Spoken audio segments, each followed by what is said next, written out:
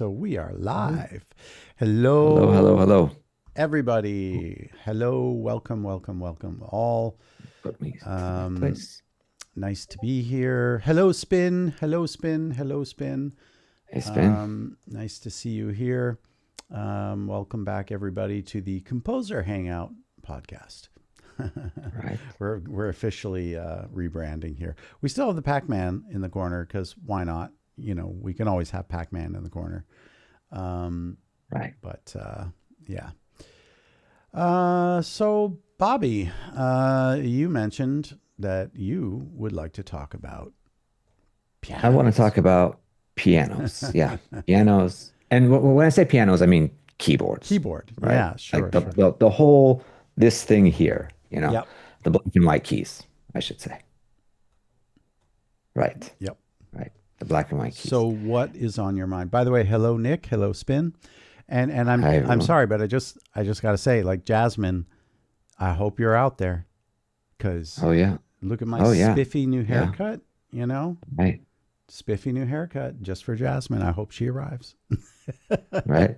All right. So what's on your mind, Bobby? So how did you started off as a drummer, Drummers. Yeah, right? drums. Okay. You started off on drums. I mean, When, technically. Okay, so first of all, ask your question, and then well, okay. When did you first touch the black and white? okay, great question. I was going to just tell you that before drums, I actually. So you have to understand that I was born in 1969 in the 1960s, man. So Right. that's on the coming up on the tail end. This is like pre MTV. This is people still listen to the radio. Cassette tapes weren't even around yet. So the idea of playing musical instruments was still a thing as I was growing up. Right. Jasmine, we were just talking about you. Look at my spiffy. Wait, Right. sorry. What do you think, Jasmine? We gotta go full screen for this. Oh, there you go. You got the full compliment. The hair I is even amazing. put the gel. I put the gel. Okay. So Jasmine, thinking of you. All right. I said last week, remember? I said maybe next week I'll have a spiffy haircut just for you. Well, there it is, all spiffy with a little, okay. And the hair is amazing. Thank you. Thank you. Thank you. Oh dear. Anyway, so okay, so this was a time where, yeah, people, I mean, there were records, and you would save your money, you would mow lawns and cut grass, like to, do babysitting, whatever you had to do to earn enough money to like buy your favorite record. And people played musical instruments because people would actually still like sing songs on the piano, right? So my sister really wanted to learn how to play the piano. By the way, my sister is a medical doctor. Okay. Like she is a scientist. She's not an artist, but she went through this phase, right? And She's older than you? she's older. Yeah. 2.5 years Okay. older. And so one day I came home and there's like a piano right there. And there's my sister like playing chopsticks, right? Okay. And Upright? by the way, maybe since we are talking about pianos tonight, perhaps I should open my template and at least have a piano sound ready Right. for those that don't know chopsticks. Yeah. Who knows chopsticks today? I mean, that's not even a thing anymore. It was Chopsticks. like, yeah, it was the thing. Anybody who even had like a adjacent period in their life to a piano knew chopsticks, right? I don't even Like remember chopsticks, but I'll do my very best dun, to. dun, dun, dun, dun, Yeah, dun, no, dun, no, dun, no. I dun, know. dun. I just don't know Okay. what keys. No, Which I keys tried does to it play start it on? Is it these a few two months here? ago. I couldn't remember it. No, no, nope. Is it just the black? I Are they, don't remember, or maybe it was. that's it.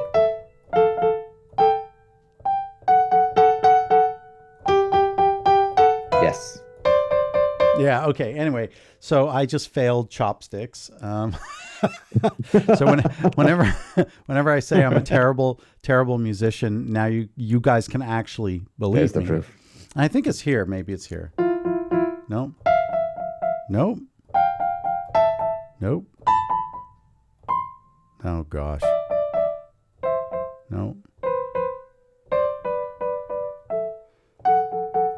Anyway, whatever. So I failed. Anyway, this was a song that was like really easy to play and like you could learn it and like, your friend would teach it to you and blah, blah, blah. The point is every public school, there was always a piano, always. Right. Yeah. Yeah. And so people would sort of like it's kind of like you can almost think of it like 4chan, like a sort of a repository of collection of, and so people would sort of trade little things that they learned on the piano. Okay. And I don't know when, where, or how, but this is literally the first thing that I ever learned on the piano.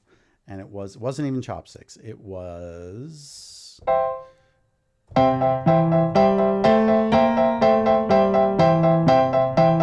Okay. Blues.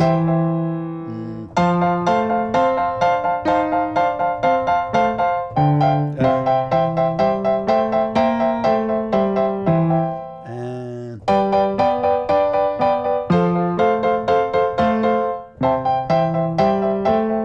And so this, by the way, is what's called boogie woogie. Okay. Right. Now you have to remember, when I learned boogie woogie, it's literally only 20 years after boogie woogie was actually invented. You understand? Like, Yeah. that's like how old I am. Okay. So this style, well, it doesn't even matter about the style, but the point is that was the very first thing I learned, and I played it. I could play it like really fast. I practiced it. That was the only thing I knew. Now, flash forward several years later, when I'm at Berkeley, and I was talking to my grandmother, and I forgot this, completely forgot, but she said, I remember coming to your house because Renee had just, my older sister is Renee. Renee had, was practicing for her piano recital to, do her pieces she learned. And I sat in a chair and I listened to her play. And your grandfather and I, said, oh, that's great. Very nice, Renee. And then you came up and you said, hey, Grandma, I can also play the piano.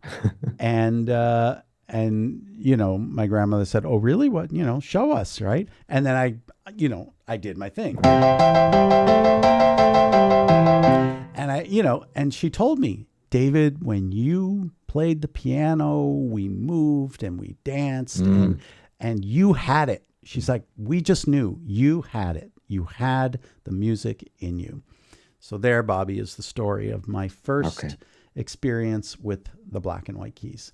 Now, somewhere along the line, somebody at some point also taught me the pentatonic blues scale. So for those that don't know, oh, by the way, let's remind everyone, I am the enemy of music theory. We just want to remember, I am the enemy of music theory. Okay, so this is a minor pentatonic scale, but the blue note, or what we call blues, comes from that F sharp. That's the blue note. So you get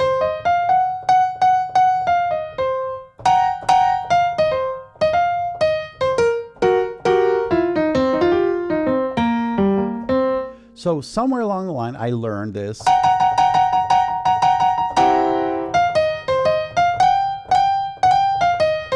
I don't know where, but that was the scale I learned. And wow, you're really fast on the cutting of those good edits you just did there, Bobby. Bobby's fast.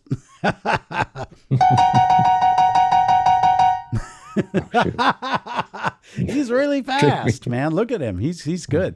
Anyway, so those were my first sort of two things that I learned, and I never forgot them. Right. And they're still with me to this very day. Yeah. So, like when I have to do blues, it's funny because I, being called the enemy of music theory, one of the insults that was hurled at me was that, I can only compose in the key of C and the key of G, or, because those are the easiest ones. And, and I thought about, I think it was Cole Porter, if I'm not mistaken, who's considered one of the greatest songwriters of all time. He could literally only play an F sharp. That's the only key he could write in. And so he had a piano that he could just pull a crank and it would just change into the key of the singer.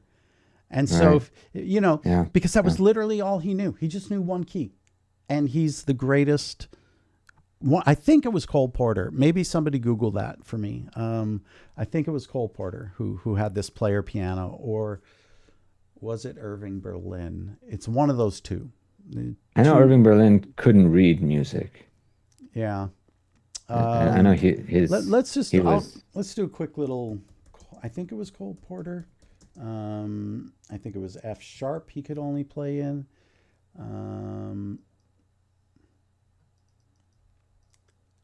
I think maybe I'm wrong.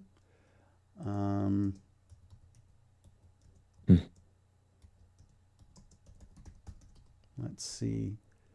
Who was it? Now I don't know who it was.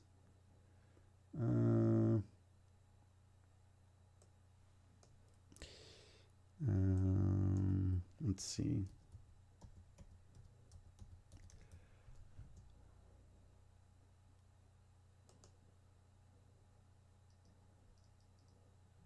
Irving Berlin. I It said was Cole Irving Porter. Berlin. Yeah, okay. Yeah. F sharp So major was his one that's key. right, F sharp. So it was Irving Berlin. By the way, Irving Berlin wrote "God Bless America." Okay, like which is considered the second national anthem, right? Right. And he could only play an F sharp, and so he had this. So yeah, anyway, so whenever I do have to do a blues solo, because I learned that scale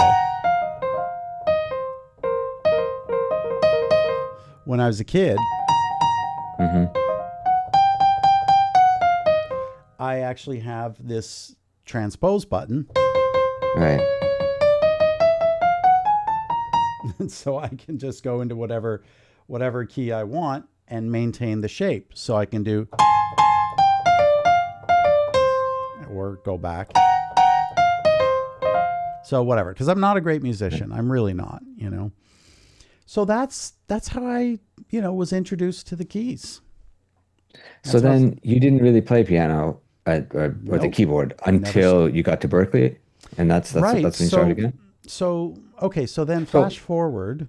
and let's use that to talk about how the black and whites are the foundation of composing and how. Right. So take me through that. So we'll flash forward to when I was 15 and I started playing drums. Okay. So I was in a band with this guy named Bob, and it was just a 2-person band, and we were trying to make little demos on 4-track cassette recorders. And so, I was sort of like, the guy who played drums, and that was it. And that was all I was allowed to do. But I had music in me that I needed to get out. And so I wrote my very first song, which I played it once on this stream, in fact. Yeah. Yeah, we did hear it. The very first song I ever wrote, where I played drums, piano, guitar, and sang, right?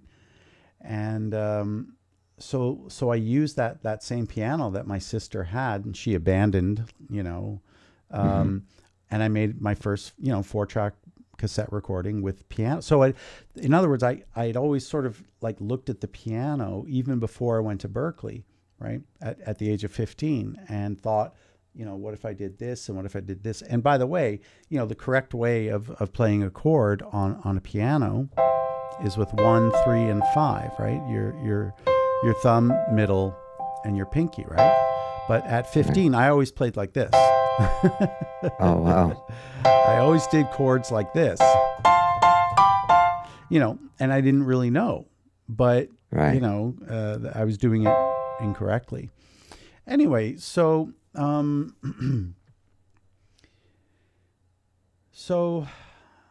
yeah, I had all these bad habits, I suppose. And all through high school, I would continue to just kind of, just mess around on the piano and become familiar with it.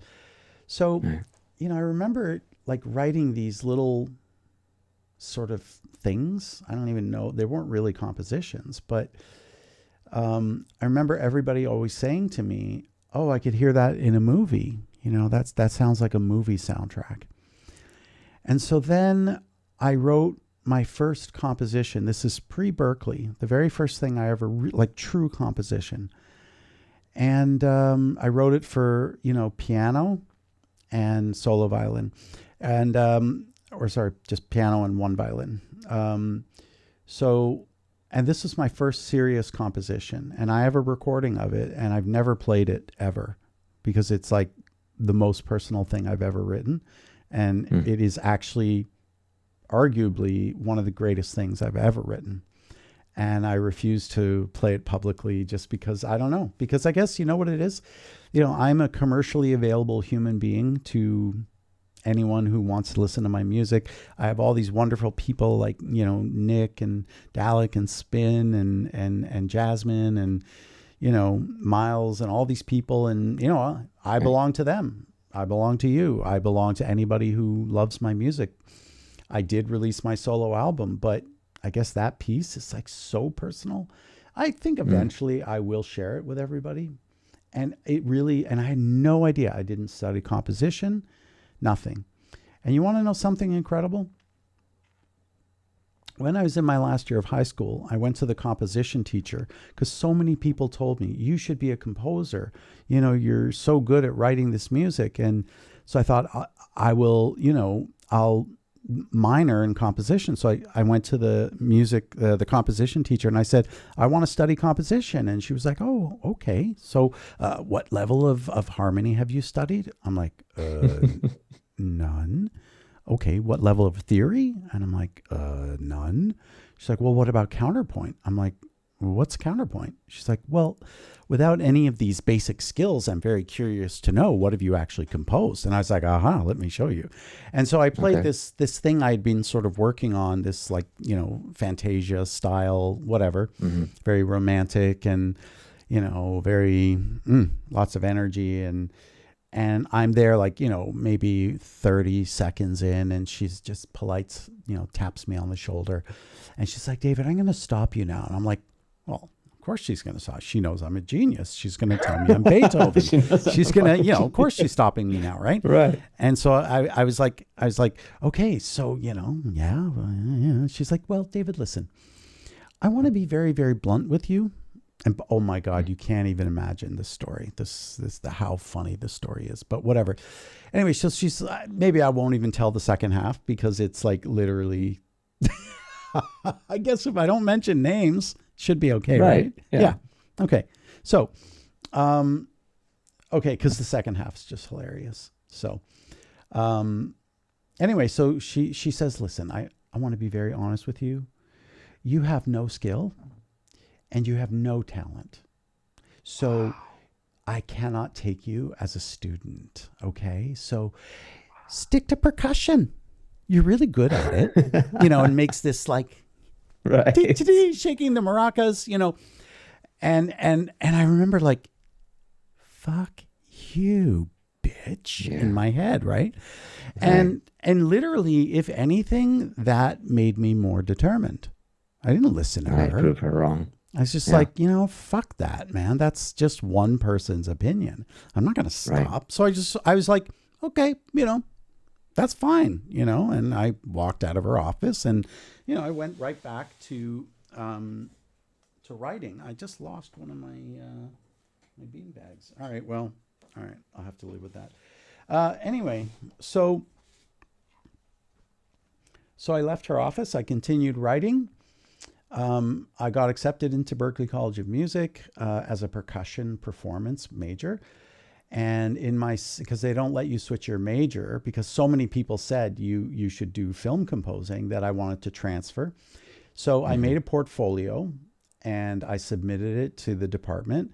And in my second semester, I got accepted into the Berklee film scoring program. Right. So this is literally like less than 12 months after I was told I had no talent and skill. Okay. So this is why I don't listen to the haters. Never. Right.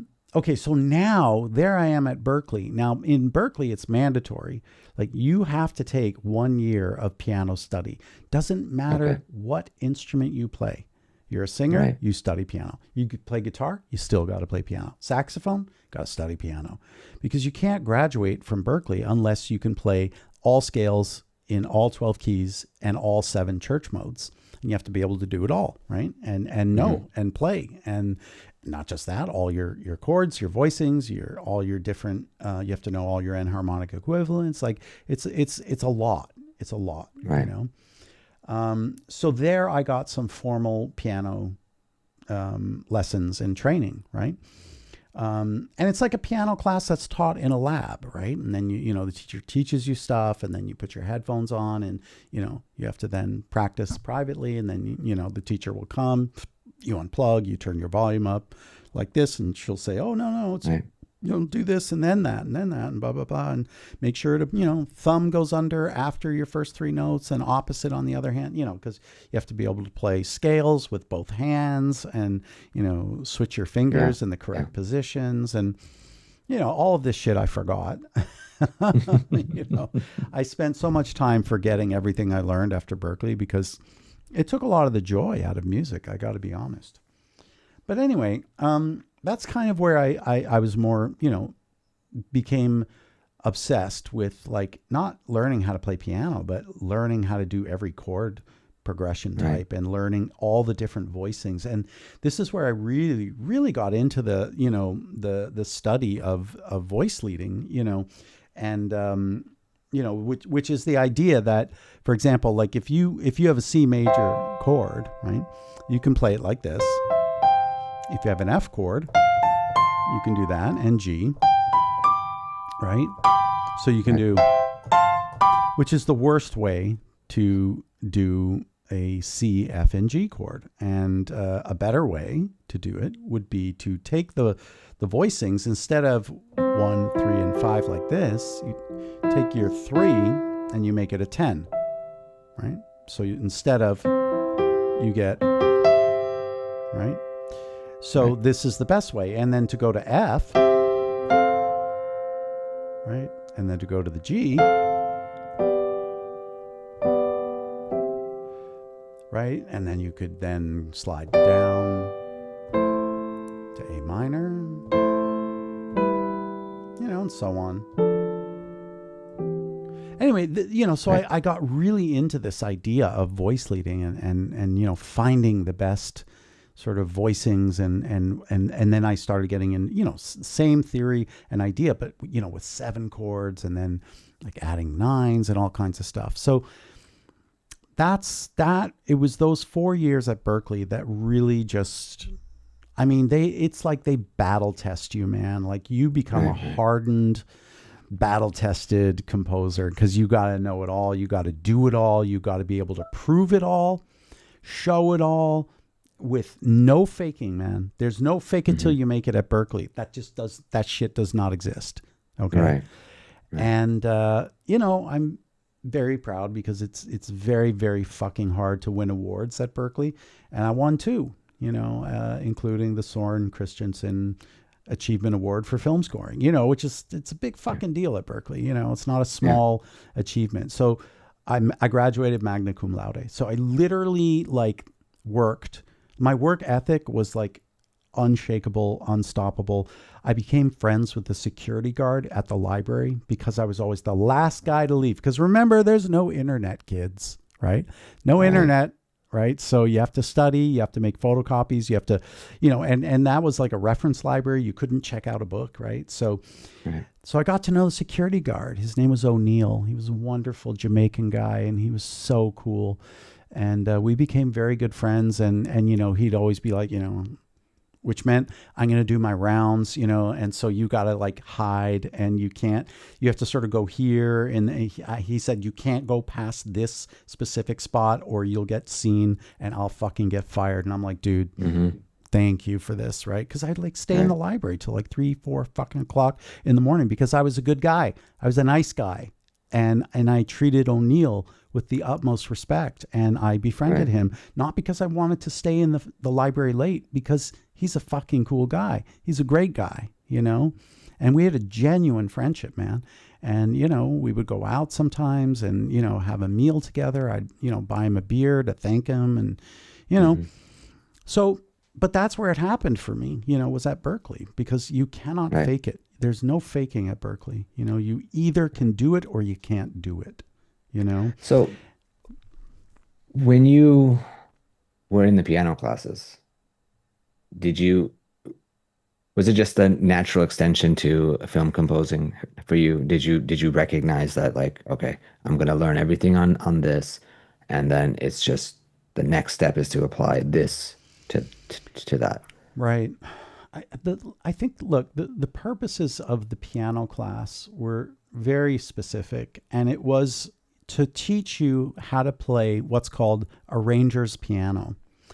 Arranger's piano is a very specific study or teaching method, which is basically enough piano so that you can arrange, right? So in other words, enough piano so that what ranges, that that's the E on a electric bass, and that's the low C extension on an orchestral double bass, and that's your cello, and that's your violin. So it was enough to know, sort of the basics of how to do arranging, right? So you can visualize the whole orchestra on your keyboard, and not just that, know where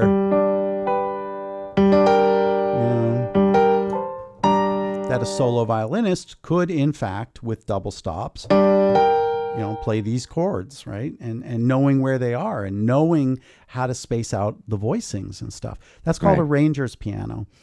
And so it's sort of like enough piano. You don't need to be a good player. You don't even need to be able to read music. It's just literally enough that you can also sit down, for example, with a singer. Also, and play, and just basically be like, all right, here, I'm going to play this, and then, I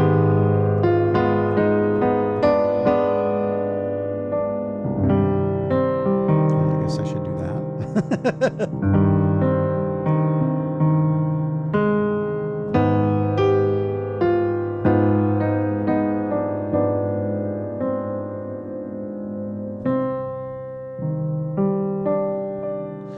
And create emotion.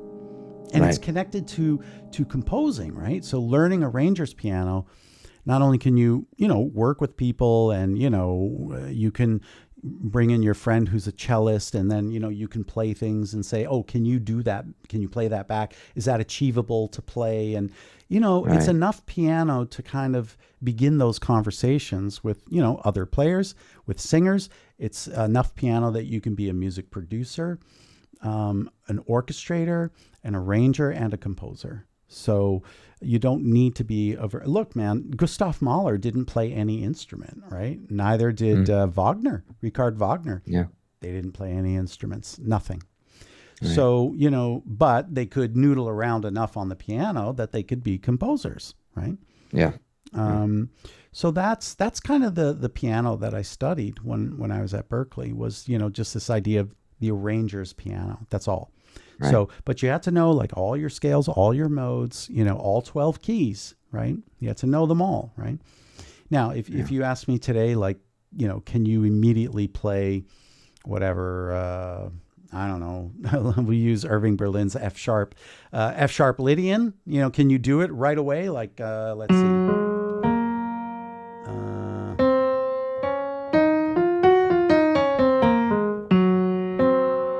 Yeah, I can. So like, I remembered that, so, right. Could I do it in every single key?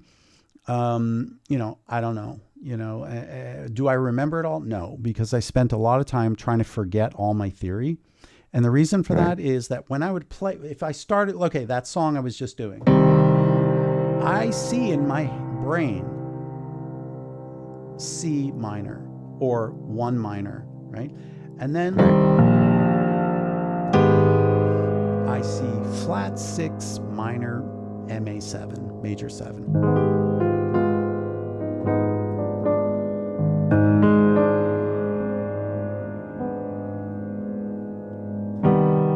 See another minor major 7, but I don't consider it one because it's not structural, because that's going to resolve back to that. So it's sort of like this game, this mental game that goes on in my own head, and I hated that game.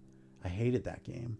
So I really tried to just kind of ignore and forget and not think about the rules anymore. Spent a lot of time just kind of like sort of not studying it anymore and getting it out of my head. And because I sort of found that to be an obstacle. Like, how can I just sort of be free again with writing and composing, and how can I stop seeing these, and then, like, I remember just, I was working on Heroes Over Europe, and for some reason, I never really wrote much in F minor.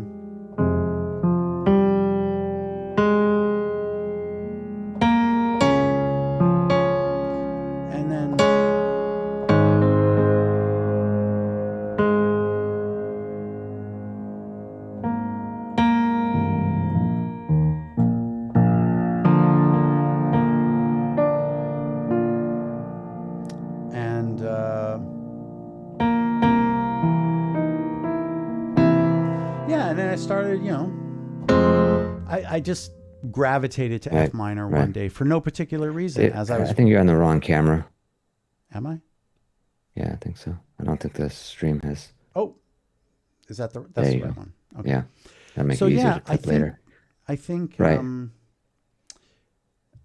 look at Apple doing its thing. I didn't even do anything and is giving a thumbs up It already. might. All right. It I might have guess it been my just hands. Yeah. liked my F minor, I guess. It did. It did. It did. So yeah, for no particular reason, I just sort of gravitated to F minor one day, and I don't know why. Right. I love G minor My a favorite. lot because Yeah. of Rachmaninoff. He wrote this piano trio in G minor that I really, really loved, and I listened to it very frequently. And so G minor became a key that I really, really liked. C minor, because Beethoven, right? It was his favorite key. And this is the Neapolitan Right, 6 right. chord, the famous Neapolitan 6.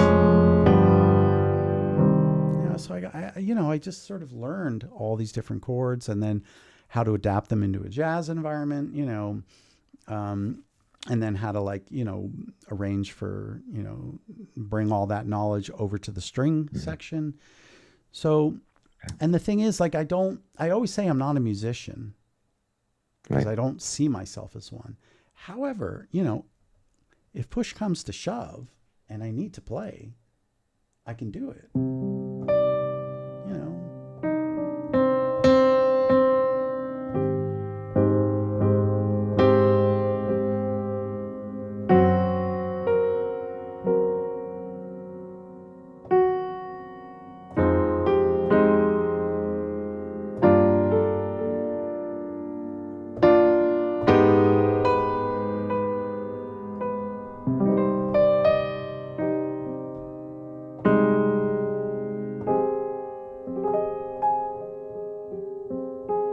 And this is all my years of just sitting with a piano still and Right. calm and just,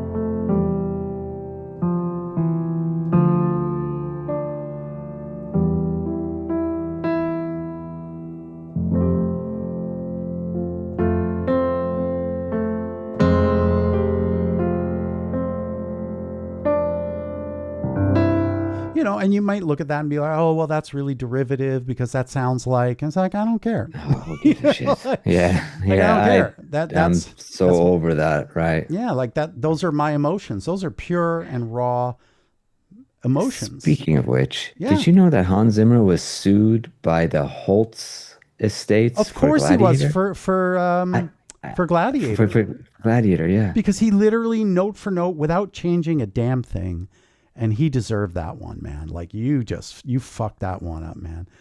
Bum ba ba ba bum ba ba ba bum ba ba bum bum bum bum ba ba ba. I mean, it's like note for note. It wasn't even trying to hide. And look, when you hear people, saying things like, Stravinsky, good composers imitate, great ones steal. It's like they steal because they acknowledge their sources, but then they put themselves into it, right? Right? They don't just I think it was too much of a copy and not enough of an inspiration. See, there's a difference between derivative music and stealing, because theft is like, you really know that shit's not yours, right? And you're taking it and you're consciously taking it, but you are making it your own. And for example, Shostakovich 8, third movement, one of my favorite pieces in Draconis, Cult of the Worm, one of my combat tracks. I mean, I literally ripped off the first riff and kind of everything, intense about it. But it was a David Logan track. If you listen to it, it's like, yeah, that's Logan, But I literally tipped my hat to Shostakovich, in a way of being like, I am acknowledging where this is coming from, but I am putting my own artistry into it, and that is, what was I going to say? Yeah, there's a big difference, man. And whenever you listen to, I mean, first of all, Gladiator is a fucking amazing score. There's no question. Yes. But I think Yeah. look, John Williams stole Star Wars, but he made it Right. better. He didn't, well, he did some things note for note, but he improved upon it. And he also did what his boss asked him to do. Lucas is like, listen, man, here's the keys to the vault at 20th Century Fox. Go down to the Right. score vault, get me some big grand soundtracks from the 1940s, and let's kind of use that as the basis of Star Wars. John Williams did exactly what he was required to do. But I mean, do we know if Ridley Scott gave any notes to I Hans don't Zimmer? I'm sure know. it came Like, up in the I trial don't. and stuff. I really don't know much about how Gladiator came to be as far as the soundtrack. I know Right. it is a great achievement in film scoring, mostly just because like the mix. When you listen to the mix, it's just like it is like one of the largest, fattest, juiciest sounding soundtracks. But Alan Meyerson, man, to this day, every time somebody compliments Hans Zimmer, the first thing he says is that it's all Alan's mix. well, okay, sure, You know, and I don't know what that guy does, but well, he's he does it really well. right. And my theory, I don't have proof, but you know, I think they combine live orchestra with samples, you Oh, know. 100%. Yeah. So I think 100%. that's No, what, there, like he has said it multiple times. okay. So That, fine. yeah. My theory is correct. So, Right. but the thing is, when we listen to that section of Mars specifically, you know, it's just sort of like you eye roll a little bit, like, oh, come on, really? You know, you couldn't have done something Right. better. Because John Williams also steals directly from Mars, but he made it in his own way. Like he really, you know, and he also, I think he stole from Neptune as well. He stole from a lot of the Holst Planet Suite, but he didn't get sued for it because he did it in a respectful way, you know. And I think, yeah, when you listen to the Hans Zimmer Gladiator, it's not exactly respectful. Very respectful. It's just like note for note. But I want to switch Right. gears for 1 second, and I want to Sure. play you something, and I want to tell you this little story, okay? Okay.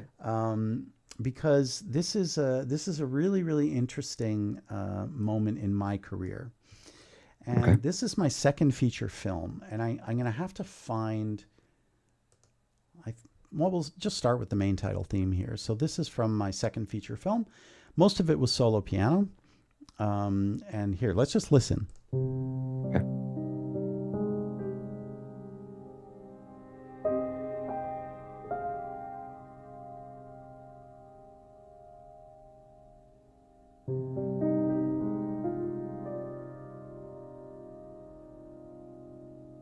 This is all live. Mhm. No edits.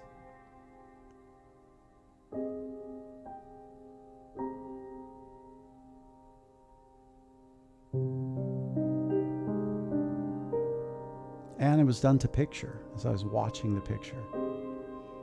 Now the pads I added later. Right.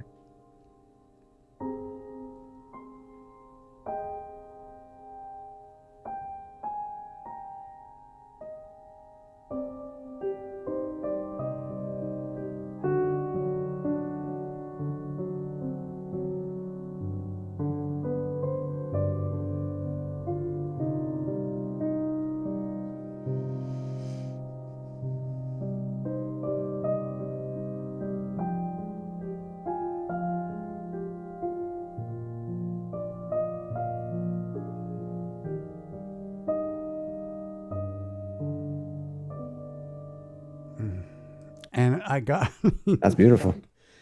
I That honestly was beautiful. I cannot Yeah. believe that I actually fucking wrote that. Right. Okay. Like I can't believe it. Now, and I played it. Okay. So now the part where you really hear the theme, like the first part, you hear these improvisations and stuff. But the theme part, I had to record in two parts. So I did my right hand and then I did my left hand. Okay. Just to be fair there. Thank you guys. It is really one of the greatest themes I've ever written. Now, if you know the music of Bach, you will definitely hear some of the Bach style melodies, bum, bum, bum, bum, bum, but not as harmonies. bum, bum, bum, bum, bum, right? Very different style of harmony, you know. But there's a contour and a melodic shape that I'm taking from, you know, inspiration from Bach. But I don't have any particular one of his pieces in my mind as I'm composing. It's just sort of Right. like, oh, this will be nice, you know. Uh,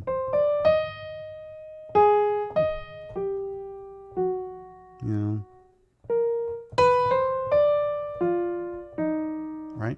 So now here's the funny part. So there's a keyboard player in Italy. His name is Davide Sambrota, and he tours with Alex Britti, who's like one of the biggest pop stars in Italy. He's a super, super amazing piano player. He came in first place Italian prize in film scoring, so he won this national competition, first Okay. place. Guy is an absolute genius, and I've hired him over the years when I need real piano players. Right. And you know, for the Pascal project and whatnot, and he's just like got the golden touch. He's one of the best piano players I've ever known in my life. He can do it all. He's amazing. Okay. Now, if you know the USC film scoring, the master's program, right? Yes. Right. They don't do scholarships. Okay. You cannot get Right. a scholarship. Well, guess who got a fucking full scholarship there? Davide Samprota. He got an actual Wow. to where you cannot get a scholarship. That's how much they wanted him as a student. Yeah, he's there. Oh. He's now in LA. Actually, I should introduce you guys. Why does Yeah. Apple keep putting a thing over my head? I don't know. I Anyway, don't know. all right. So I mean, I think it's the haircut. It thinks my haircut is Yeah. like. I think that's what's going on. Jasmine, it's your fault. It's your fault, Jasmine. Right. So Davide Sambrota is one of the most talented people I've ever worked with and had the honor of working with. And you'll hear his name. Like, give it 5 years, you are going to hear his name. You're going to hear he's going to be doing. And I just said, look, man, because I mentored him as well. I taught him, you know, music production, arranging, how to make records, and and of course, like string arranging, horn arranging, like a lot of things he wasn't like great at. He was really good at them, but I really gave him a lot of knowledge and mentored him, and also interpersonally, we developed a friendship over the years. Anyway, he's a wonderful guy, and his mom's American actually, so he has American citizenship, and his dad's That's nice. Italian, so and he speaks fluent, Makes it easy perfect for him. American Right. English, right? Oh, okay. Anyway, yeah, so like there's no accent. He's got, and he speaks perfect Italian as well. Anyway, point being, he's incredible, super talented. I said, listen, man, my only ask when you win your Oscar, just give me a shout out, man. Just be like, I'd also like to thank David Logan for for his mentorship. And no, I'm very close with Davide. He's a real dear friend, and he's a wonderful human being. He's one of the most gentle, kind, and he deserves all of his greatness and his success. Yeah. Anyway, so he and I have done quite a few things together over the years. Okay, why am I telling you this? Because David Logan over here, completely not trained piano player, completely self-taught piano player, who only had 1 year of arranger's piano at Berkeley in a lab with like 30 other students. Davide Sambrota, when he heard my Rosa soundtrack, he's like, but like who did the voicings on, like who played the piano? Because it's fucking amazing. And I'm like, I did. Shut up. You shut up. You always say you're not a real musician. Dude, I can't fucking do. Can you teach that to me? Because that's just amazing what you did. And it was like one of the happiest moments of my life, because I really don't see myself. I don't spend any time practicing. I don't, but I guess all those years, right? Like all those years of like, just like, yeah, like just stuff like this,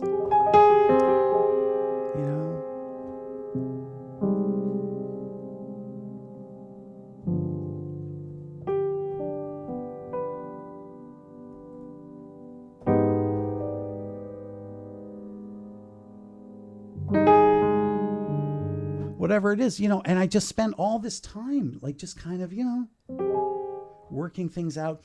I would look at alternate ways of like voicing different chords.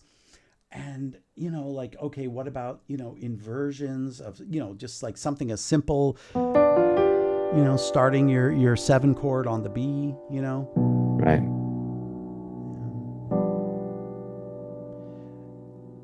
Like all these things that I just spent years working on and carefully working out. And then I just sat there watching, this film that I was scoring. And the Right. crazy part is the director was sitting right beside me, and she was just, motionless, listening. A great director who basically waited and listened. And when I was done, I'd say, let's play it back. And she refrained from saying, she wasn't like, oh, no, it can't be, just listened to everything I did. And then when I was done, we'd watch the scene. She'd say, oh, this first sequence is just absolutely perfect. But, when we get here, is there any way we can, do something a little bit less and do something more like this or whatever it is, So, yeah, that first opening sequence that Davide heard that, Right. it was just like, how, and there were a lot of moments like that in the soundtrack where, like, let's try this one here. Yeah, this is another, actually, oh yeah, this one is, wait, I gotta just bring this over here. Just turn this up a little bit. Yeah, this is another really good improvised and well done piano performance of mine.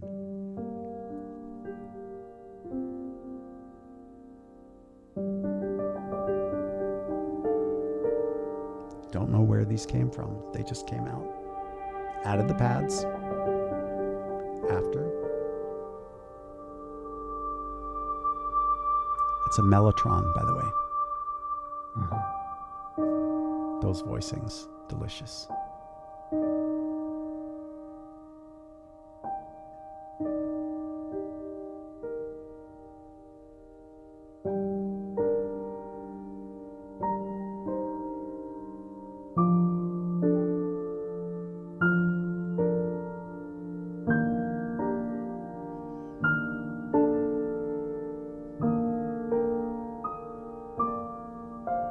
Just came. Now, just to be clear, yeah, like that whole first part was improvised, but then when it sort of goes into the theme where you kind of hear like a waltz almost, that was very carefully worked out previously. So I can't even tell you how many themes I had to write for the different characters in the movie before they got accepted by the director. Like there were just literally hundreds and hundreds of tracks. Hours of music was written for this to just kind of get it down to that final point. And so before the theme could be, presented at the particular part of the film, because by the way, this is a film about an older couple whose younger daughter dies in a boating accident. And so it's a very powerful story of loss and how, the wife can't let go of the daughter's death and the husband is trying to let go and move on with life. And it causes them to get a divorce. They decide to separate, and then there's a happy ending because they decide to stay together, and it's a beautiful thing. And coming up with the theme for the couple, so-called love theme, was really fucking difficult because it had to have that bittersweet kind of feeling. But they also it was also about sexual discovery of the older woman kind of getting back in touch with her own sexuality again. So it had to have a little bit of this erotic touch to it. And that was the first thing you heard, by the way. That was that first theme. This sort of innocent waltz-like is for the dead daughter. That's her theme, actually, right? So these themes like really took forever to come up with, but once they were established and accepted by the director, then I was able to go to work and score a picture. But nothing could be written to picture until the themes were solid and accepted, And the funniest thing is, no, I don't want to talk about it. So sorry. There's remember the piece I said I would never play? a Right. small part of that actually made it Mm. into this film. Very quite Okay. naturally, in fact, quite naturally. Without Yeah. me, it just sort of came out in one of my improvisations, and the director was like, "Oh no, stop! Wait, no, no, what you just did! Play it again! Play it again!" I'm like, "Oh, that's nothing. You don't want to hear Yeah. that." She's like, "No, that's it. That's the soul of the film. That is the whole soul of the." So how am I going to say Mm. no at that point? So Right. there is a part of Yeah. that in there. You haven't heard it yet, but I suppose. Shit. I'll play you the film score version of it. How's that? Let's see. Oh, and then we got to hear the finale waltz. I mean, that is so Okay. lovely. Let's So, see. All right. There's the main theme. That's the love theme. And this is what was called the life theme, the theme of life.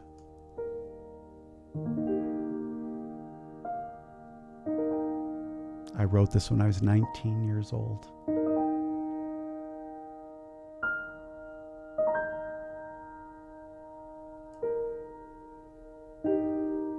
Teenager when I wrote this. And it's so simple, but that's what made it. yeah. That's the end of the film, by the way. You know, it ends that way. On this thing that I could cry, honestly. Like, I wrote that when I was a child, 19-year-old child, man. Just not knowing anything about anything after being told that I had no skill or talent by a composition teacher. Well, oh man, I never even told you the second half of the story. No, we didn't hear I that. don't even know. I don't even know if I want to tell it, honestly. Like, it's yeah. I was 19 when I wrote the very ending of this film. All right, fuck it, guys. You want to know what? Fuck it. I will play you just the end of the original recording Okay. of that piece that I wrote. Because I love you guys. I love you all, everybody here. So I am going to share with you just the very end of that piece. And this is literally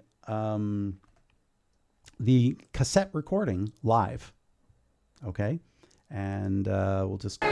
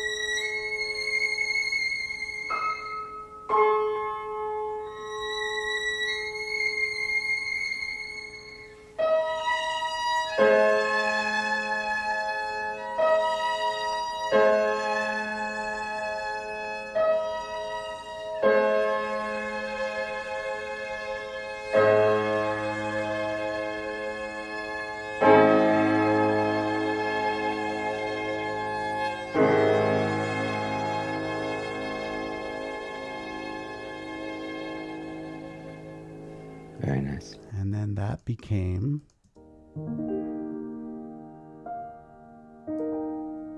Right. You can hear it now. Anyway, like, fuck me, man. My journey of becoming a composer.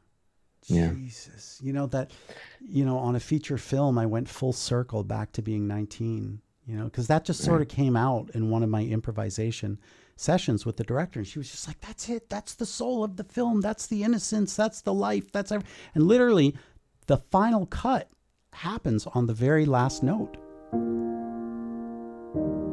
And then it changes, it goes to black. And then after that, you hear the waltz over the end credit, which I would like to play.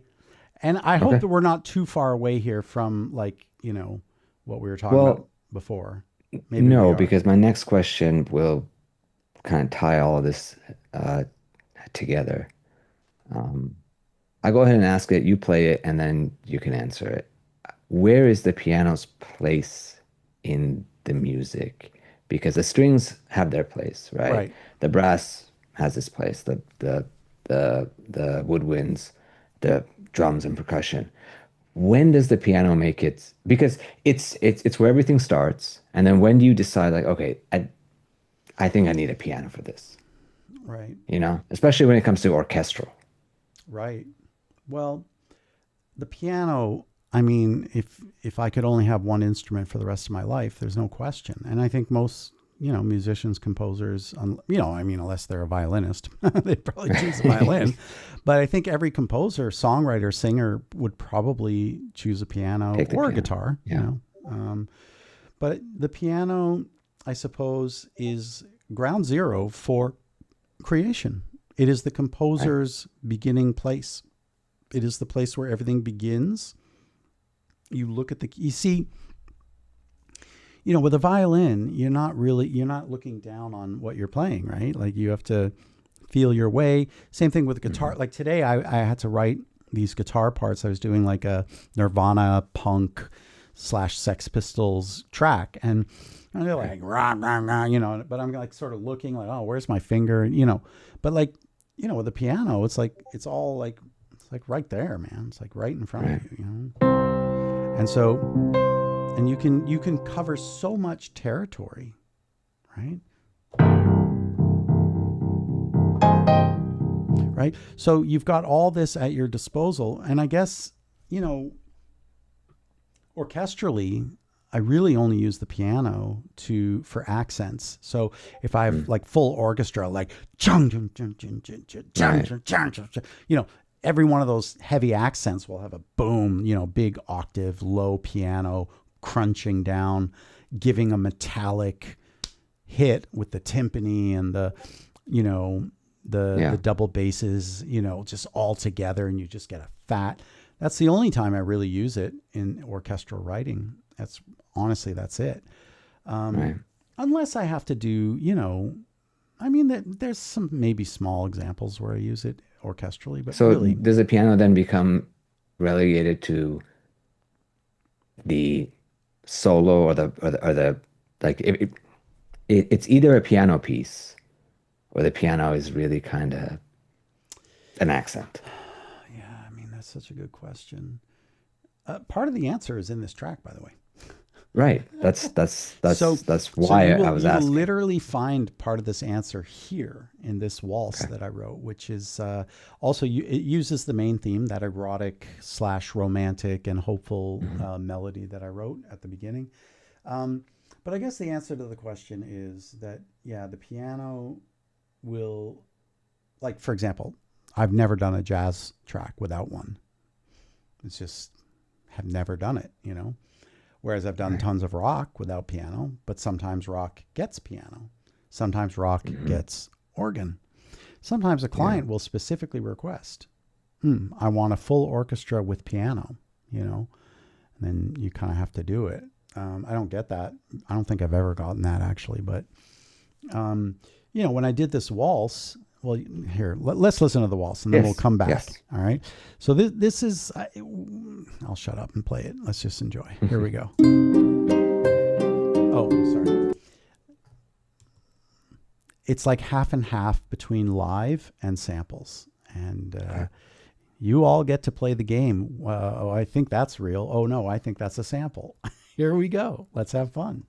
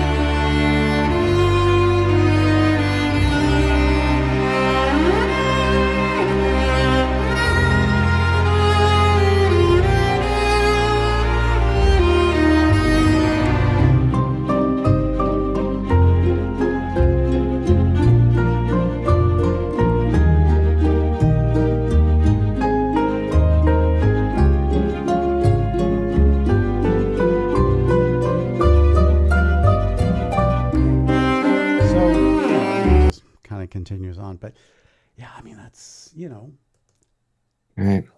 so for example, like in this end credit sequence, the director kind of wanted a whole story to be told. And so that moment where you sort of hear almost like a childlike innocence on the piano, that's what was being expressed. Yeah. Childlike innocence. It's actually meant to represent the old couple as they fell in love when they were young, right? That's what that Right. was trying to represent, the childish, innocent love that brought them together in the first place. So it's all very well thought out. And so the piano needed to be there. Right. The melody between the violin and the cello, that is the dialogue and the dance. The whole movie starts off with like a shadow dancing on the wall, which is meant to be sort of a dance of life, and meant Hmm. to be the sort of push and pull between the couple. They're sort of dancing back and forth. Do we stay together? Should we get a divorce? Why can't you let go of her? Why do you keep holding on to her? Why do you let her go so quickly? So it's like a dance, right? Right. And Right. so everything has a meaning, in this end waltz. It's the final moment where everything is sort of, tied together after the meaning of life thing that I Hmm. wrote when I was 19. So, Bobby, the answer is that the piano in film scoring. I mean that's like one of the stars. I mean that goes back Right. to the silent era of film, right? Yeah. Where there was no sound at all, and the piano player was the only sound you heard in film, right? Yeah. So that goes like way back. So yeah, I guess the piano, yeah, it is ground zero, man. It is ground zero. It is where it all begins. Um, and it is the way that a composer builds dialogue with whatever media that they are writing for. So when I Yeah. did Pac-Man World 2, that began on piano. It all began Right. with simple Right. notes on the piano. I wasn't even thinking chords, just, like, oh, that's got a good little thing to it. And then after,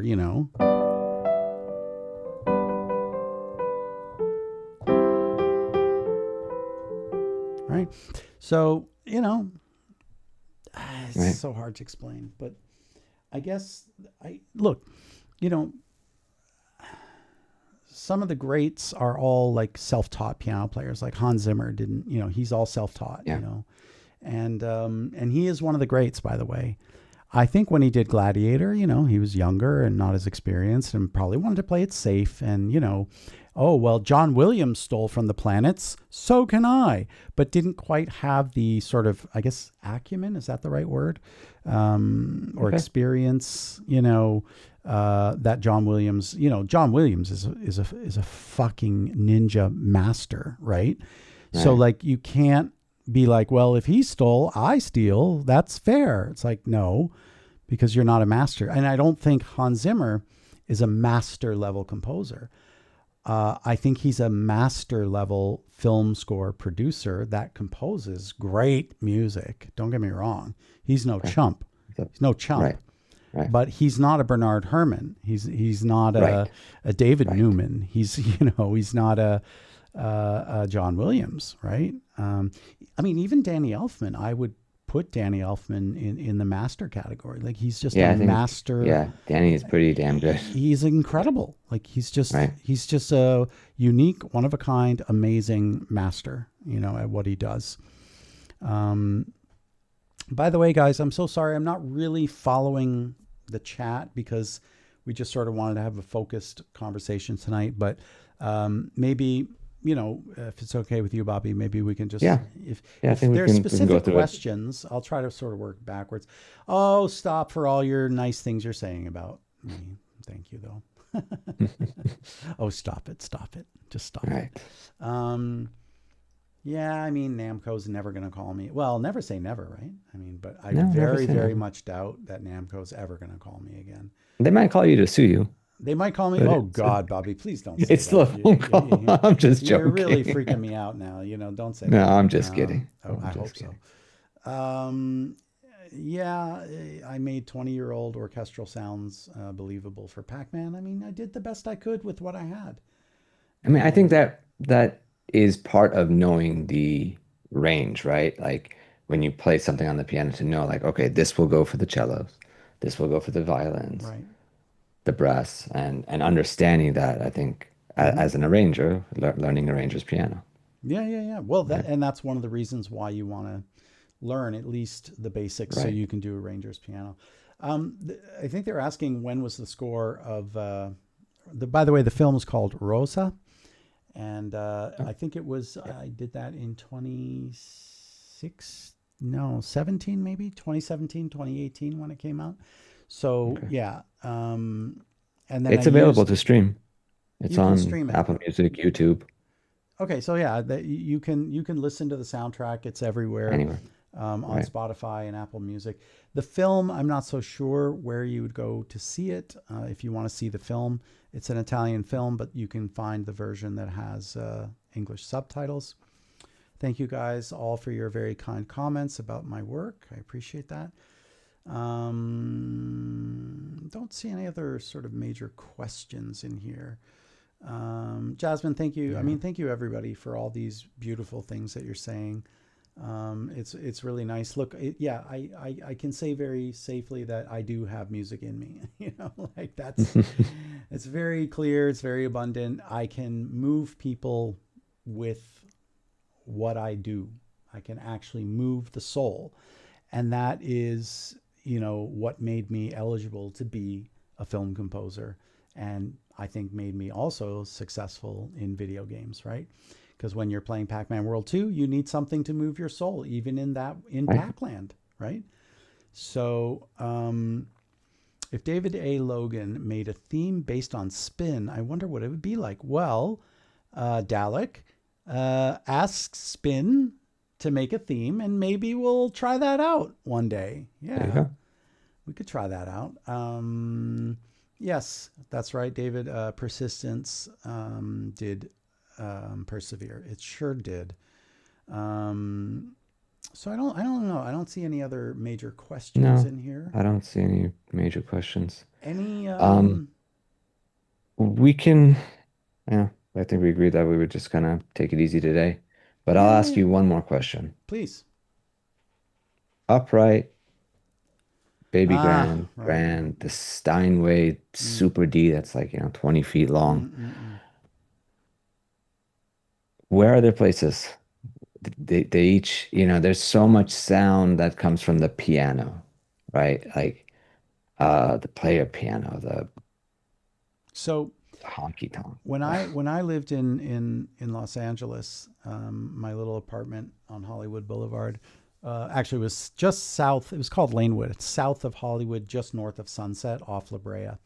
So I was like right in the heart of Hollywood. And once I was Okay. doing well, I had enough money to buy my dream piano, which was the Yamaha Disclavier. And for those that Okay. don't know what that is a MIDI player Right. piano. So you could literally hook it Yes. up to Logic and on your keyboard controller, play here, and instantly in real time, it would play the piano across the room with MIDI. And for me, that is a great, and it was an upright, but it sounded amazing. And with a little bit of, reverbs and trickery and EQ, you can make it sound like a grand. Will it replace a grand? No, of course not. But, I used to be able to hire keyboard players all over the world. They'd play it in MIDI, and then I'd just play it back with my mics on my piano. It was Right. amazing. It was amazing. Actually, Twisted Metal 4, specifically, I needed real. I wrote, like a Scott Joplin ragtime style piece, and I had a friend of mine in Toronto who specialized in ragtime piano playing. So I gave him the theme, and he adapted it to ragtime and played it MIDI, sent it to me. Boom, client happy. Um, so generally speaking, the upright piano is for the bar. You know, you can't put a baby grand in a bar. Right. So that's generally, and that's what, ragtime Right. players played. Yeah. Tin Pan Alley famously was called Tin Pan Alley because it was just, building after building filled with, upright pianos and everybody writing songs and, Even Irving Berlin was on Tin Pan Alley writing in F sharp. And, you know, it was called Tin Pan Alley because when you walk down the street, it just sounded like a bunch of tin pans being banged together. Right. And that's how Tin Pan Alley got its name, by the way. It's a really interesting story. So yeah, the upright, you know, also for studio work, but I think like all the big studios that I worked in LA, they always would have a grand, but not like the 9 foot, you know, the concert grand, like the Steinway D. Yeah. Those, that's for, you know, orchestral, you know, if you're going to play Brahms piano concerto, you know, or Beethoven piano concerto, then you need the 9 foot, you know, Steinway grand, or, you know, the Bosendorfer or Bechstein. These are sort of like the three, you know, royalty, you know, the Bosendorfer, the Bechstein, and then the Steinway, right? And, you know, of course, Yamaha, I mean, don't get me wrong, man. Yamaha is nothing to laugh at. Right. Like they're just as great as any other brand. And I love Yamaha pianos. I think they sound amazing.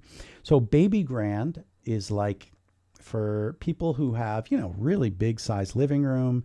Maybe they entertain, you know, maybe the daughter is like a prodigy. And so, you know, they got her the Baby Grand and it just goes in the living room, you know. And so the Baby Grand is definitely going to be a richer, fuller sound than an upright. So yeah, I mean, they're different lengths. Basically, you have the Baby Grand. You have. But where do they take their place in the composer's world, in the producer's music world? You know, yeah, I mean, they're so, they can be so different and so characteristic. yeah, And listen, man. I can't. It's a disappointing answer, but I can't really speak to it. I would say that in John Williams' composition studio, there's probably a 9 foot concert grand, right? I imagine. Probably. Yeah. I'm going to have to assume. I'm assuming Hans Zimmer absolutely has a 9 foot, you know, Steinway or Bechstein or whatever. And then probably in his home, he probably has like a Baby Grand somewhere, you know. But for the composer, yeah, I mean, like, you know, for me, I loved that piano, and it honestly broke my heart when I sold it. And I even brought it back from LA back to Toronto. And then I eventually sold it in Toronto because I was moving, and I just thought, oh, fuck, you know, do I really, really want to hire piano movers this time? And, you know, like at that time when I sold it, which I don't know, might have been around 2010, you know, piano samples at that point were just stellar and amazing, and round robin was a thing now. And so, you know, but in LA, like that was a serious competitive edge. There were no round robins back then. Right. Having a MIDI player piano where I can adjust the velocities and get round robins for days, like, please, man, that was a massive advantage. So there's a very good example where the disc clavier really gave me that edge over other composers. And I knew it. Also as a record producer, you know, being able to do that and, you know, bring in a piano player who would play live on, and I was producing an artist at the time. Her name was Amy Franklin, amazing singer. Anyway, you know, and I brought in Kamara Cambone, actually. He's a dear friend of mine from Berkeley. Youngest composer to ever win an Emmy, by the way. And he's a monster composer, and he's amazing. Anyway, we would collaborate. He would hire me for like percussion and orchestral arranging, and I would hire him for mostly piano. And anyway, he came, played a couple songs for Amy Franklin, and I remember Amy was just like later, like, you know, I don't know, like it just doesn't seem like it's like exactly fitting the rest of the instrumentation, you know. And I said, well, what if I just edit it a little bit? And she's like, well, but how do you do that? And I was like, well. And she was just like, looked like she saw aliens landing on a, you know, UFO on Earth and little green men walking out. She was just like, because she's also an amazing piano player, but we needed somebody with a higher level of skill than either, because we went to Berkeley together, by the way, you know. And so she plays piano much better than I do, but she's also arranger's piano. Yeah. I love her. I Yeah. love you, Amy. If anyway you're hearing this, I do. She's family to me. She really is. She's incredible. Um, Wonderful, wonderful person. Amazing. And we went through everything together, like at Berkeley, heartache, pain, betrayal in our respective relationships. I had a girlfriend, she had a boyfriend, and we were just, like two people that were never attracted to each other, both attractive people, but just like there was that brother sister kind of feeling Right. between us. Yeah. You meet somebody and it just feels that way. And that's how it always felt with Amy. Anyway, so, that was my dream piano. I literally am not even joking. I really want to get one again. And I was even looking Oh. online, but they're just so expensive now. Like they're just Yeah. stupidly expensive to the point that I'm just like, no, I can't afford that. There's no way.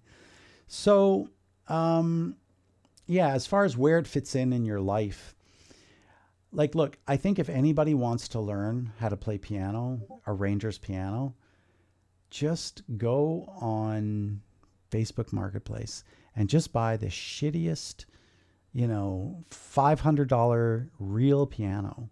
You can learn on your MIDI controller, no problem, with your Hans Zimmer piano contact library, no problem, or Spitfire library. Because he has this insane, like 300 gigabyte piano sample, right? You can do it's not that, but you got to feel and touch this real instrument, get your hands on a real, or at least, get access. If you have a friend who has a real one, you can learn on your MIDI controller. Yeah. But you know what? They had Tim Panelli also at Berkeley, like these rows and rows and rows of just pianos. And you would just go with your ID card. You gave it up at the front desk. They gave you a key with a number. You went to the number, you opened it up, you sat at the piano, and you just heard everybody playing. But as soon as you played, you only heard yourself. That was it, right? Yeah. So get some access to a real piano. And then I had my synthesizer, my U220, which actually had the key version, the U20, and which, by the way, as Spin knows, that was used on Pac-Man World 2. Yes, it was, Spin. By the way, congratulations to Spin. He did a version of Canyon Chaos that is amazing, that blew my mind. That honestly, it would pass for David Logan. Like, honestly, if you hear it, you'd just be like, oh yeah, that's from Pac-Man World 2. You would just be like, yeah, David Logan made that. But nope, Spin made it. You know why? He has the Dal bongos. That's why. But I don't know how you figured it out, man. Like, you really figured it out. I don't know what you did. Did you use the MIDI track from Bare Basics on Canyon Chaos, Spin? Anyway, he nailed it. If you come to my Discord server, you can go and listen to it. Just great job, Spin. Really, really, I really can't tell you enough how much I enjoyed it. So yeah, I think that the answer to your question honestly just depends on how rich are you. I'm not rich, so I don't have a real piano anymore, and I don't have space. There's a very high likelihood that I'll be moving in the next 6 months. And, business-wise, things have not been great. Like, we lost a big client recently. Right. So that's really not good for my financial situation. So even if I wanted to buy a piano, I don't know that I could afford to do that now. And I definitely cannot afford a disc clavier. I just blew a bunch of cash on my Super Jupiter. So I'm like broke now, and my modular setup, so... Spin, you're amazing. Spin, I'm going to be very honest with you. I honestly, after hearing that, I thought to myself, this guy is good enough to like work with Orb. I'm serious, man. Like you did a fine and outstanding job. Like it's outstanding compared to my Canyon Chaos. Like I couldn't believe it, I couldn't believe it. I was just like, oh my goodness, it was just that good, Anyway, Spin and I were also talking about the fact that all the original reverbs and delays are lost forever because it was all done on the Mackie Digital 8 bus console, which I sold years ago with, and I formatted the hard drive and it's all gone. It's just gone. Right. I remember I saved all the mixes on floppy disks, but we all know how that went, right? Like everybody's floppies. Right. in a proprietary format in Mackie digital 8 bus format. Like, no one's going to hang on to that. No one.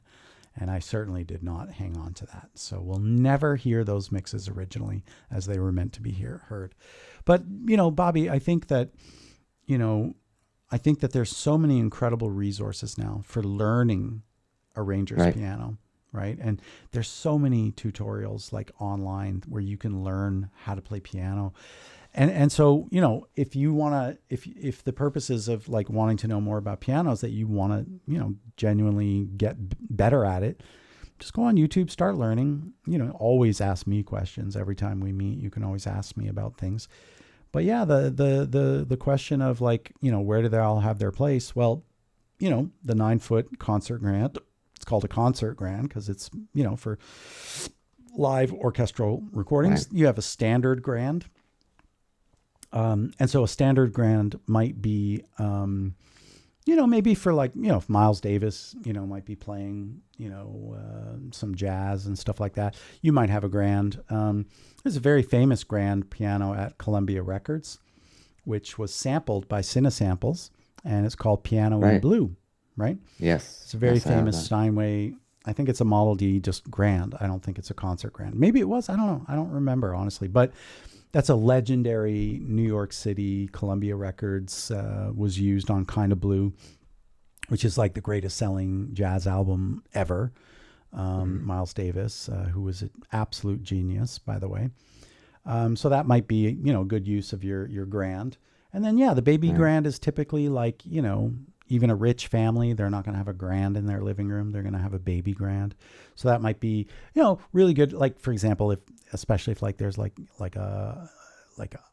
some gala event and, they want a live jazz piano player, they'll bring in a baby grand and, solo jazz pianist Right. that might be a good Right. place for that. And then the upright, there are studio quality uprights, which my Disclavier, that was a studio upright made by Yamaha. Fantastic. And so that's a perfect use. I had I don't know, 1,000 square feet apartment in Hollywood. So, Right. I couldn't, there's no way I could put a baby grand, and I couldn't afford a baby grand. And I wanted the Disclavier more than anything I could have ever, because that was my edge, right? Because there were Yeah. even the famous Giga Studio 1 gigabyte piano sample, which was like the first, 1 gigabyte, it didn't have any round robins, that wasn't a Right. thing Right. yet. And piano samples sucked, I mean, I did the best with what I had, like everyone did. So I wanted round robins, man. I wanted to, so the best way to do that, Yeah. you get a fucking Disclavier, So that's the perfect example. And so Right. smaller, like boutique studios will either have a Disclavier or some kind of a high quality upright. And this is where Yamaha really shines, in the upright department, I don't Right. even think Steinway, I mean, they do make them, I'm sure, but that's not their market, right? No. No. If they do, I think it's under the Boston brand. Say again. I think if Steinway does, I think it's under the Boston brand. I don't know. Honestly, I really don't know. But yeah, the point is, those are at least for me, the big 9-foot concert grand, that's for orchestral, like you're playing Brahms' first piano concerto. Right. The just the grand piano would be, like, even if maybe even just like Glenn Gould, playing the Goldberg variations might have been done on a grand piano. I'll ask you one more quick question. Yeah, Glenn go for it. Gould, when you listen to his music, what is the humming? He Like you'll hear, hummed. he just does, hummed. right? He just hummed.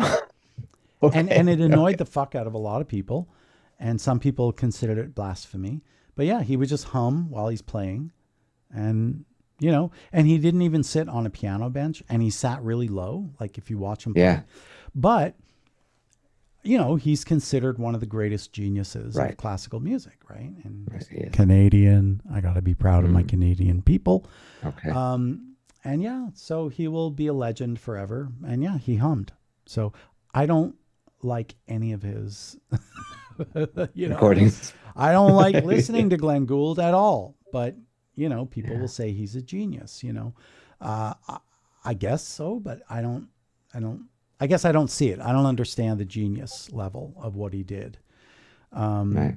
So, but you see, the thing about classical music and about just even choosing your piano, right? Like, first of all, you're insulting Bach. This is why I don't understand the genius, right? Like, he literally is insulting Bach. Anyone who plays Bach on a piano is insulting Bach. Why? Because, Bach hated the fucking piano. He thought it was the ugliest sound he ever heard. His son invited him, I think he was the court composer of maybe Friedrich of Prussia, and they had the new pianoforte, and dad, come to the court and play, like, look, and Bach sat down and,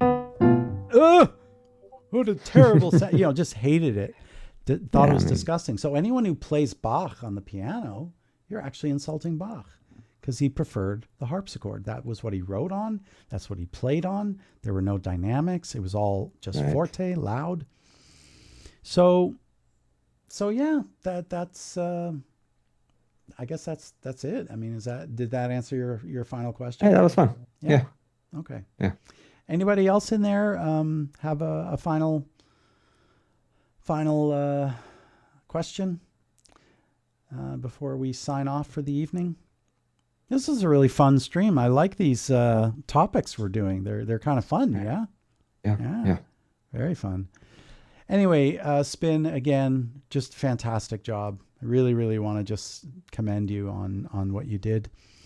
And don't worry, Nick, it always turns around. I've been in business for 30 years. I don't see myself ever going out of business. The funny thing is, every gig I ever get, I'm like, this is it, the last gig. Like, no one's ever going to hire me ever again. It always feels like that. And then, something comes. It usually does. Right. FP, I want to say a special thank you to you for bringing your students here. And I want to tell you guys, you are all so unbelievably fucking lucky to have FP as your teacher, because FP is awesome. He is a wonderful human being. He's got a wonderful heart. He's got a wonderful soul, and he is so talented. He plays trumpet like you've never, ever heard in your, like, no, the world has never seen, I can't really do the voice, but, I'm doing the hands and the, like, never, ever seen before. And he's my go-to guy. Like, I'll never hire another player. I was working with another guitar player I hire frequently, and he's like, oh man, I got it. If you want, my friend, he's an amazing trumpet player. And I'm just like, yeah, but I'm not interested. I got my guy in St. Louis. Yeah, man. So you guys are lucky to have FP. He's a wonderful human. He's super talented. He's a great composer. He's an amazing trumpet player, and he's a great friend. And I always appreciate him. So thank you for bringing your kids. And what I always say on this particular channel, whatever you do in your life, do it with love. Yeah. And Bobby is like, kind of like, we had a conversation about that, right? Didn't we talk about that? Yes. Last week. We did. Anyway. Last week, yeah. It sounds That's a little bit like that... cheesy a little bit, but I really mean it, man. Like, if you just put your heart into it, Right. And don't get disheartened. Oh, yes, of course, be authentic. Oh, wait, I got to go to the other screen for the be authentic. That's right. So my two mottos, be authentic, and whatever you do in your life, do it with love. Because, and you know what else? I got to get another button that says, don't listen to the haters, because I was told I had no skill and no talent, and I shouldn't pursue composing. Stick to percussion. Oh, dear. Anyway, so, all right. Well, anyway, I think we're going to wrap it up here. So if there's no other further questions, thank you guys all. And you're all amazing. And definitely. Yeah. Thank you. Miles, listen to me, man. Do not listen to the haters. You know why? There are only two kinds of people in life. Only. Those who will build you up and those that want to tear you down. Okay? The hater only wants to do one thing, tear you down. And like me being labeled the enemy of music theory, that person who I'm protecting, I am protecting that person, by the way, by not saying their name.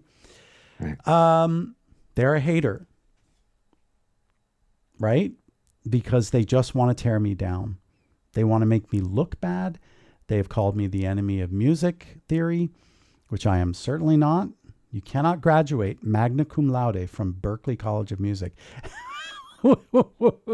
and be the enemy of music theory. It's just literally impossible. It's like, becoming a Cambridge Unless you fellow. were a sleeper cell. Well, I guess maybe. Planning long term. I don't know. Anyway, so just never listen to those haters. Like, you know what? If it brings that person some great happiness in their life to label me the enemy of music theory, and then great, man. Hey, man, if I can be the source of your pride and happiness that you're somehow destroying me, wonderful. Good on you, man. Knock yourself out. But I'll never stop what I'm doing, and I will do everything I do with love. Absolutely. So, all right. Thank you, guys. Thank you, everybody. Thank you, Bobby, for being here. And thank you to all of FP's students, and to FP, and to Nick, and to Dalek, and to Miles, and to, Spin, and JT Scott was here, and Jasmine for digging my haircut. Thank you, everybody. And if I missed anyone, I apologize. And yeah, we will see you guys on the next one. Yes. Yeah. So like I always say, I think that the purpose of life is to find some purpose in life. And I think the meaning of life is to find some meaning in life.